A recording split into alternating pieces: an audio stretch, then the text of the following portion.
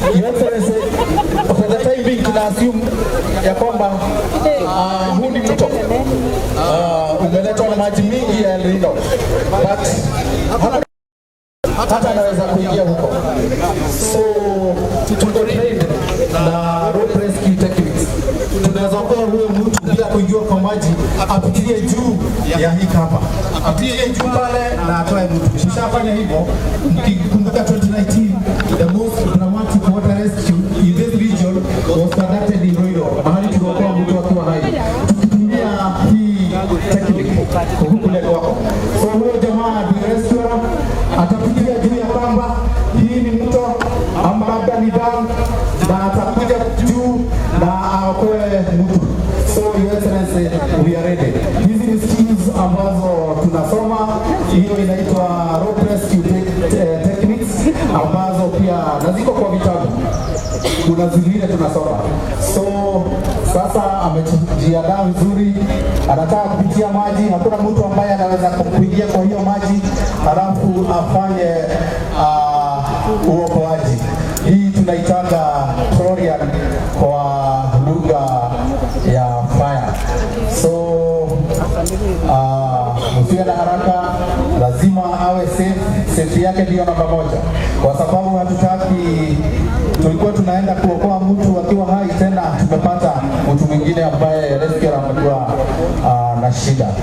So nafikiri atapitia, usijaribu kufanya hii nyumbani kwa sababu hapo train na hapo na skills. Sisi hii rescue tumeshaifanya. Atasimama hapo kidogo ako katikati ya maji, amefanya rescue, ametoa, halafu sasa atasonga mpaka huko. So Your Excellency, we are ready, but we pray God that hatutafika hapo. Hawa divers umeona pale wanaweza enda chini 120 meters na wakae huko for almost 30 minutes. Na juzi unajua pia tulikuwa na janga pale Morera, tukatoa gari, tukatoa watu huko. Unfortunately, we normally go to almost 40 incidences in Kiambu County, water rescue related incidences. So tumpigie makofi. So ya mwisho sasa, Your Excellency, bali na kutoa hawa watu ambao walikuwa kwa flooded homes, tunaweza kutumia technique ya kuprime out hiyo maji. So hii tunasema literally pale nyumbani tuko na pumps ambazo ziko na nguvu sana.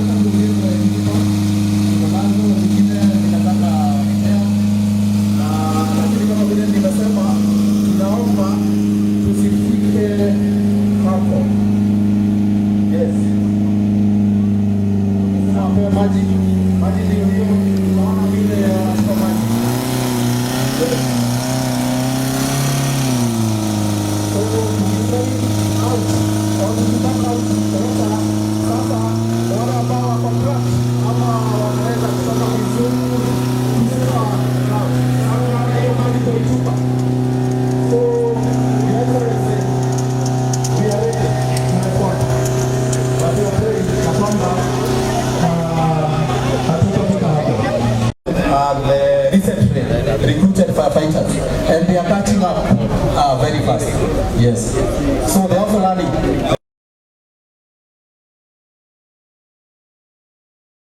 Besha cia mai niturahakikisha ati mundu ucio tumuhete mai na mai matheru na ni maramukinyerera. Labda Governor, ni vifaa gani ambazo mmenunua na ni pesa ngapi ambazo mmetenga za kukabiliana na Elnino wakati itanyesha? Zile pesa tumetenga kwa huu mkataba wa kuhakikisha kwamba tutakabiliana na janga lolote la dharura litakalotokea. Tuko na ile inaitwa emergency fund ambayo tumeweka 50 million. Hiyo pesa inafaa kwa kisheria na katiba kukaa pale kwa hiyo account. Hiyo ndio sheria ya Kenya. Hiyo pesa ni ya kuokoa mwananchi wowote. Kukitokea jambo la dharura ama wananchi wowote, inafaa tu kutolewa wakati kuna emergency ama jambo la dharura kwa Kiswahili. Na kwa hivyo hiyo pesa sisi tumeiweka kwa account. Haikuwepo mbeleni. Sasa ndio tumeiweka. Na tukasema hiyo pesa ikae pale kama wakati huwa Elnino. Kukitokea jambo lolote, hiyo pesa iko tayari. Watu wanaosimamia kama ni MCA, akipata kuna jambo la dharura kule, ana report hapa kwetu. Kama ni hawa watu wa kampuni za maji wako huko, kama ni mwananchi wowote, anafikisha ujumbe wakati huo, kwa vile tuko tayari. Siku ya leo tulikuwa tunazindua pia kamati rasmi ambaye mimi nimeitengeneza hapa pamoja na serikali yangu, ambaye nimesema tunaunganisha county security team yetu kutoka county commissioner, county police commander na timu yake yote.